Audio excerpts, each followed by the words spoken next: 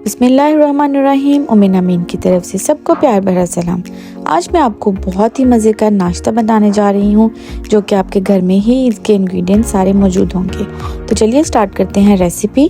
सबसे पहले आपने लेना है कोई भी आटा, जो भी आप घर में यूज़ करते हैं नॉर्मल रूटीन में, और वो दाल लेनी है आपने जो रात की बनी पड़ी थी या कल की या सुबह शाम की, जब की भी आपने लेनी है दाल जो आपने बनाई हुई है। अब हम गूंदेंगे दाल वाला आटा।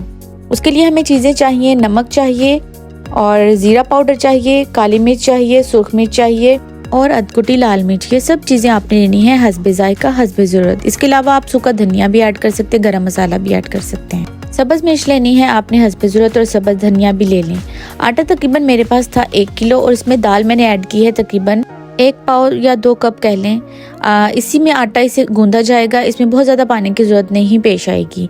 यहाँ पे हमने सारे मसाला जात को आटे के ऊपर डाल दिया है और इसको मिक्स कर लेंगे और साथ ही इसमें दाल ऐड कर देंगे। अब इस पे सब्ज़ धनिया भी फैला देंगे। सब्ज़ मिर्चें भी आप ऐड कर सकते हैं, मेरी वाली बहुत तेज थी इसलिए मैंने ऐड नहीं की हैं। तो आप इस पे सब्ज़ मिर्चें भी डाल लें और आटे को अब गूंदना स्टार्ट करते हैं। बिस्मिल्लाहिर्रहमानिर्रहीम। ये भी आटा आपने वैसे ही गूंदना है जैसे आप नॉर्मली आटा रोज गूंदते हैं, सिर्फ इसमें दाल ऐड की है, पानी ऐड नहीं किया। इसी दाल में ये आधा मतलब गूंद हो जाएगा और थोड़ा बहुत पानी ऐड करने की जरूरत पड़ती है।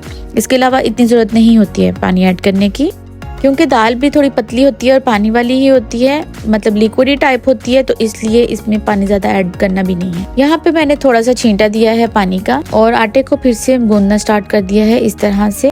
जी फाइनली हमारी तकरीबन ऐसी लुक आ जाएगी। अब इसको मुट्ठियों की मदद से हम लोग आटा गूंदना स्टार्ट करेंगे। इस तरह से बार बार इसको फोल्ड करेंगे और बार बार मुट्ठियों से दबाते रहेंगे। ये आटा गूंदने का सही तरीका है।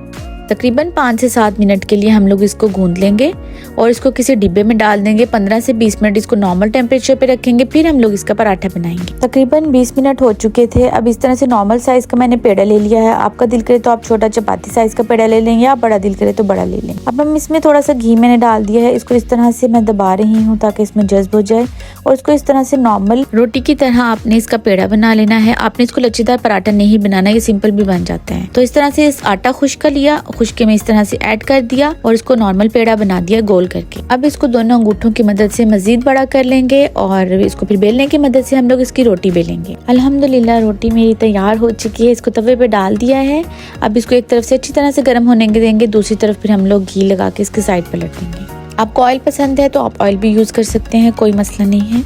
जब तक पराठा बन रहा है, अगर आप मेरे चैनल पर न्यू हैं तो सब्सक्राइब ज़रूर कीजिएगा। इतनी मेहनत से हम आपके लिए वीडियो बनाते हैं, आप इसको पूरा एंड तक देखा करें और मोटिवेट किया करें। एप्रिसिएशन जो है वो बहुत ज़्यादा ज़रूरी है हर इंसान के लिए। चलिए जी अल्हम्दुलिल्लाह पराठा रेडी हो चुका है। इस तरह मैंने सबके लिए नाश्ता बनाया और सबको पराठे खिलाए, लेकिन मैंने एक ही तस्वीर बनाई।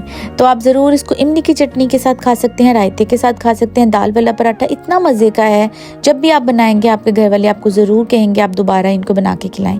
इसके साथ ही उम्मीन अमीन को इजाज़त दीजिए, दुआओं में याद रखें। साइनिंग ऑफ उम्मीन अमीन। अल्लाह हाफिज़।